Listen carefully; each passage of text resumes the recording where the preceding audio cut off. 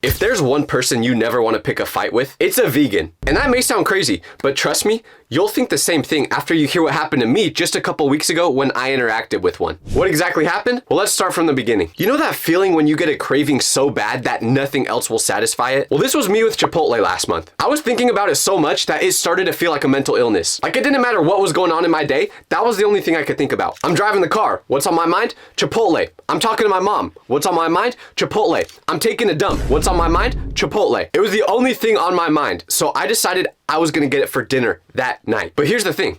I was already having the worst day ever. My alarm clock didn't go off in the morning because for some reason, I typed 6 into the calculator app rather than the clock app. And I was supposed to get on a flight that day, which is why I was waking up so early. But did I miss it? Of course, because without an alarm, I didn't wake up until 10 a.m. when that flight was already long gone. And during lunch that day, I managed to spill coffee all over my white shirt. And the funny part about that is, I literally never wear white. This was like the one day a month where I actually wore the color white, and of course this happened. Never spilled coffee on my shirt before this, by the way. So for the rest of the day, any slight minor inconvenience just made me way more frustrated than it should have. The only thing that could make this day better was that beautiful chipotle bowl I was craving. All I could think about was my order.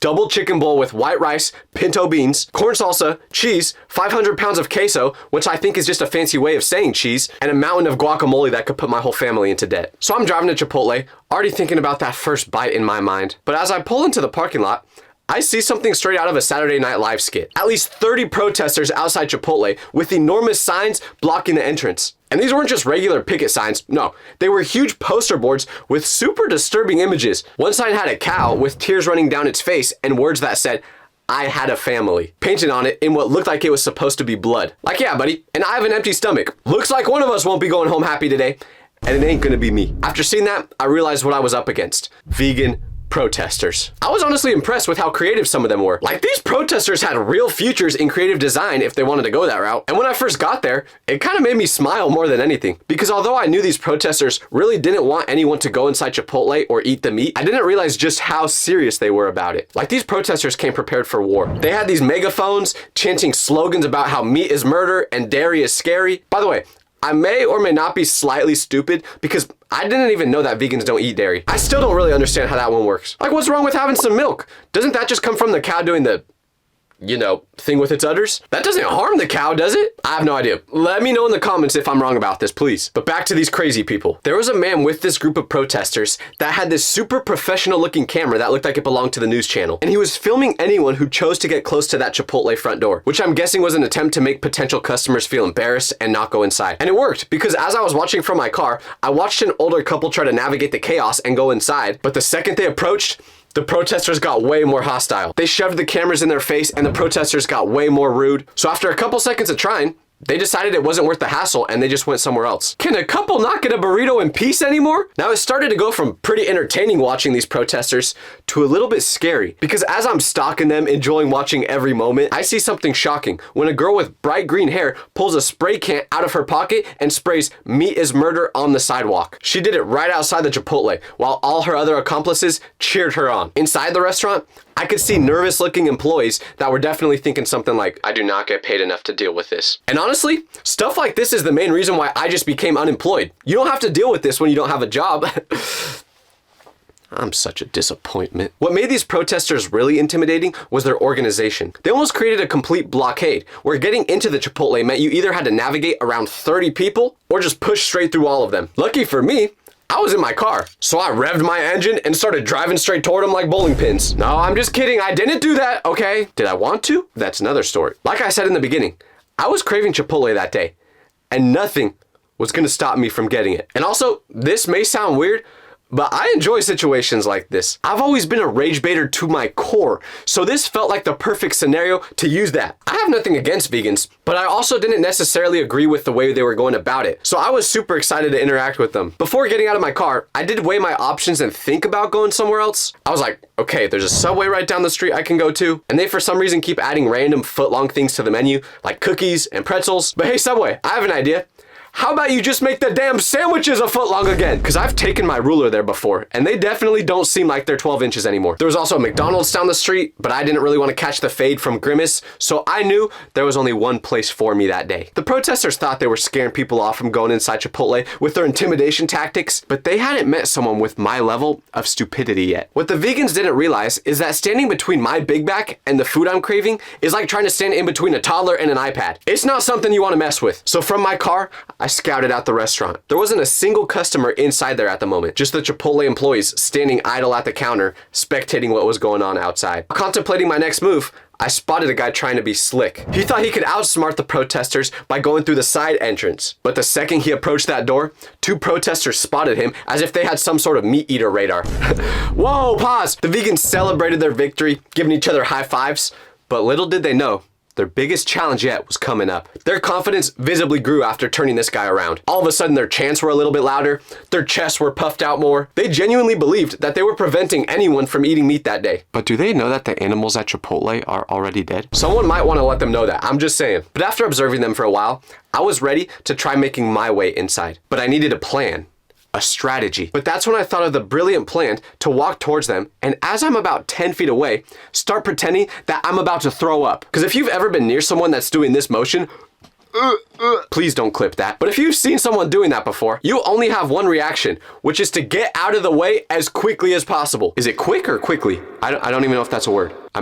I don't care. But that's what the protesters did. They stopped their chanting for a couple seconds, and it turned into screams when they saw me looking like I was about to throw up the coffee that did make it into my mouth that morning. So I was just able to walk right through them to the front door. The workers saw me coming the whole way, and when I got in, they pretty much gave me a standing ovation. It felt like that scene in The Maze Runner where the door is slowly closing and the guy barely sneaks through it. Although the workers looked really happy with what they saw, unfortunately, the protesters did not react in the same way. Because when I got inside, I looked back at them, and all their faces had a combination of shock, outrage, and disbelief. They were looking at me so disgusted, as if I was literally about to go slaughter a baby cow in front of their eyes just for my meal. And you would think once I got inside, the vegan protesters would just give up on me and focus on their next victims. But no. Because they had a special surprise for me, waiting once I would leave that Chipotle a little bit later. So when I walked up to the counter to order, the worker gave me a little nod of respect, looking shocked that someone actually cared this much about getting a meal. I just know they were thinking, damn, you know how much of a big bag this guy must be to go through a group of protesters just for a Chipotle meal? My excitement for getting inside was shortly lived as I suddenly realized I was in a fishbowl, because everything I did inside Chipotle was observed from outside by the vegans. The guy with the huge camera was back filming me, which, by the way, that ain't cool, man. Like, he must know my biggest insecurity is people watching me eat, and the fact that I don't know how to keep a conversation with people. But have you ever tried eating a meal while people are recording you? It's scary. I mean, on one hand, it kind of did make me feel like a celebrity, but now I realize why celebrities hate paparazzi so much. No wonder Justin Bieber's always cooking them. When they were watching me and filming me eat, the only thing I could think is, damn, is this how the animal feels? I'm just playing. And by the way, I know I'm making jokes about animals, but I truly do love them. I just love how they taste too, so I ain't gonna stop eating them. But it's not like I want to hurt them. Like, I would never eat my dog. I love my dog. My cat, on the other hand, though. No, I'm just kidding. I'm gonna edit that part out. While I was eating, the manager, which was a middle-aged guy with a hairline that resembled a W, sat right next to me and looked like he just wanted someone to vent to. He said, "These protesters have been here since opening." So with my face full of beans, I said, "Oh, really? Has anyone eaten here then?" "No, you're probably like the 20th customer today." So then I asked him, "Why don't you guys try calling the cops or something? This feels very illegal." And he said they already tried that and they came earlier. But technically, everything they were doing was legal. I don't know about the spray paint part though. But they weren't on Chipotle's property, so as long as they stayed outside, they could basically do whatever they wanted. I do have to give the vegans some credit though, because as I was enjoying my chicken bowl, a protester pressed her sign directly against the window which said his name was Clarence. And it was a picture of a cow referring to the meat in my bowl. Well, luckily for Clarence, I ordered chicken, not beef, so he should be okay. Clarence did look delicious in that picture though. But like I said earlier, I am a rage baiter. It's my passion. I don't do it for laughs or anything like that. I just love the game. So as I'm eating, I decided to switch tables and move right next to the window where the only thing separating me from the protesters would be this little slab of glass. So they were super close to me. And when I would take a bite of my food, I would react like Guy Fieri does when he tries literally anything for the first time, acting like I just had the most delicious meal of my life. I was literally like this every bite. That's good. The protesters' attention was now half focused on me and half focused on preventing anyone else from coming inside. I don't know why they were wasting their time doing this though. These people were so good at blocking that they could have been offensive linemen in the NFL. My 49ers sure could have used them this year. Like, let me see your best three-point stance. Maybe we got a job for you. After finishing my meal, I knew it was going to be tricky to go outside and get back to my car now, because the moment I left, all their attention would be on me. Little did I know just how ferocious these vegans would be, because I swallowed the last bite of that delicious chicken, glanced at the angry mob outside, and realized I had a real problem. My car was parked way across the lot, and there was no secret Diddy tunnel to get there. I was gonna have to walk straight through the vegan Hunger Games to escape. After trying to think of new creative, sneaky ways to get out, I realized I was just gonna have to face them. I couldn't do the fake throw up thing because they wouldn't fall for that twice, but then I was like, wait, maybe I could just actually throw up on them. I have a problem. I also thought about just putting some chicken in their face, hoping that that would terrify them, but that didn't seem like the best plan. So I just decided, I was like, you know what? These people aren't gonna actually harm me or do anything to me when I go outside. They might act all tough and intimidating, but I'll be fine. Or at least that's what I thought, because I got up, walked through that Chipotle door, and immediately the protesters swarmed over me like a seagull when you drop a French fry. A lady that probably pops up as the first image on Google when you search up the word Karen was the first one to get to me. She got super close to my face and in a condescending voice said, "How does it feel to harm innocent animals just for your meal?" You guys like my little mustache, by the way? I'm working on it. I can't tell if it makes me look awful or not, but let me know. The way she emphasized innocent in her sentence made it seem like I just betrayed every single cow on the planet. And I already told you guys, my plan was to just walk straight out of there, go to my car because they weren't gonna do anything to me. But I also said I do love rage baiting. And if you couldn't tell from watching my content already, I'm super sarcastic. I literally can't help it. You could put me at a funeral and I'm still gonna be that way. So when the lady said, "How does it feel to harm innocent animals just for your meal?" I looked her dead in the eyes, rubbed my belly, and said, "It felt great.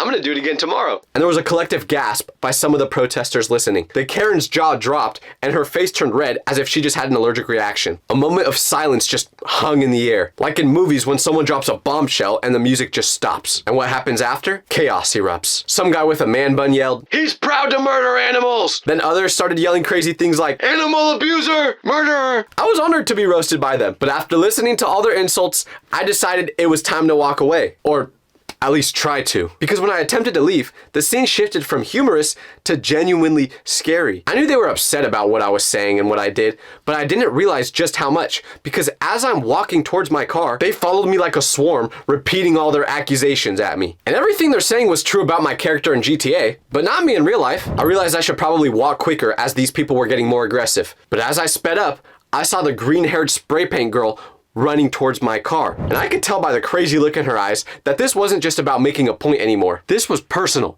I kept thinking about how quickly this all got out of hand simply because I'm a big troll and couldn't keep my dumb mouth shut. So I was speed walking to that car like my life depended on it, taking strides that were huge even for a guy like me that's 6'5". Don't try verifying that, by the way. Just take my word for it. I kept glancing over my shoulder, seeing these protesters not far behind me, and the moment I got to my car, I saw that girl with the spray paint shaking her bottle. I knew what she was gonna do. She was gonna spray paint something on my car. And listen, I'm down to get a new paint job. That would have been sick. But I'm guessing I wouldn't have wanted whatever she was about to write on my car. So when I saw that, I started to panic and my hands were shaking so bad that I dropped my keys when I was trying to open it. When I finally got the door open, I dove inside and slammed it shut as quickly as possible. Just as I thought I was safe, the vegans came right up next to my car. Remember how I said earlier it was time to treat them like bowling pins? Yeah. Well, this was the moment. No, I'm just kidding again. I would not do that. What I did instead is press the power on button in my car, trying to get out of there quickly before spray paint lady got to me. So I put the car in reverse and floored it. But as I'm doing that, something hits my windshield. I turn to look at it and I see that liquid is coming down. So I'm thinking, what was that? Then another cup struck my window. But I saw it coming this time and realized it was a dude throwing water cups at me. To whoever did that, if you're watching this video, I appreciate you. I needed a car wash anyway, so that was pretty clutch. But as much as I was enjoying the free car wash, I saw a green hair lady quickly approaching, and she had one mission: spray paint my car. Her eyes gleamed with determination, so I pressed on the gas, maneuvered around the protesters as if I was Charles Leclerc, and I got out of there. The green-haired vegan tried chasing my car, which, by the way, that kind of sounds like a superhero name. Maybe she should trademark that. But she ran out of stamina before she could get to me. Maybe if she got all her essential nutrients from normal food, she would have been able to keep up with me. I'm just saying. Once I got far enough, They gave up and went back to their normal protesting. So I definitely learned my lesson from this experience. Next time I see a vegan protest, bring a water gun filled with milk to scare them away.